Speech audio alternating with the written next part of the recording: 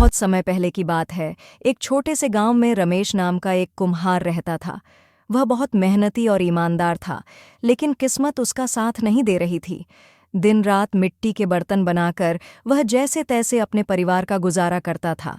हालांकि उसकी मेहनत के बावजूद उसका काम ठीक से नहीं चल रहा था। एक दिन गांव में मूसलाधार बारिश हुई। रमेश की सारी तैयार की हुई मिट्टी खराब हो गई और उसके बनाए बर्तन टूट गए। यह देखकर गांव के लोग उसका मजाक उड़ाने लगे। वह हताश हो गया और सोचने लगा कि भगवान ने उसे इस कठिन परिस्थिति में क्यों डाला। रमेश के पास अब कोई विकल्प नहीं बचा था। उसने गांव के शिव मंदिर में जाकर भोलेनाथ से प्रार्थना की। आंसुओं से भरी आंखों में उसने कहा, हे महादेव, मैं तो आपका भक्त हूँ। मेरी इतनी मेहनत के बावजूद क्यों मेरे जीवन में सुख नहीं है? मुझे केवल इतना आशीर्वाद दीजिए कि मैं अपने परिवार का पेट भर सकूं। इतना कहकर रमेश फिर अपने घर आ जाता है। उस रात रमेश ने एक विचित्र स्वप्न देखा।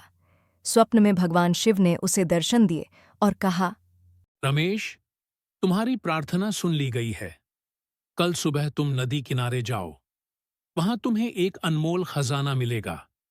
लेकिन याद रखना, तुम्हारी ईमानदारी ही तुम्हारा सबसे बड़ा खजाना है। अगली सुबह रमेश उत्सुकतापूर्वक नदी किनारे पहुंचा। वहां उसने एक चमचमाती मिट्टी देखी, जो साधारण मिट्टी से अलग थी। उसने उस मिट्टी को घर लाकर उससे बर्तन बनाए। वह बर्तन इतने सुंदर और टिकाऊ थे कि गांव के लोग उसे खरीदने के लिए कतार में लग गए। धीरे धीरे रमेश की ख्याति दूर दूर तक फैल गई। अब रमेश के पास धन धान्य की कोई कमी नहीं रही। उसने अपनी कमाई का कुछ हिस्सा गांव के गरीब और जरूरतमंद लोगों की मदद के लिए भी दिया।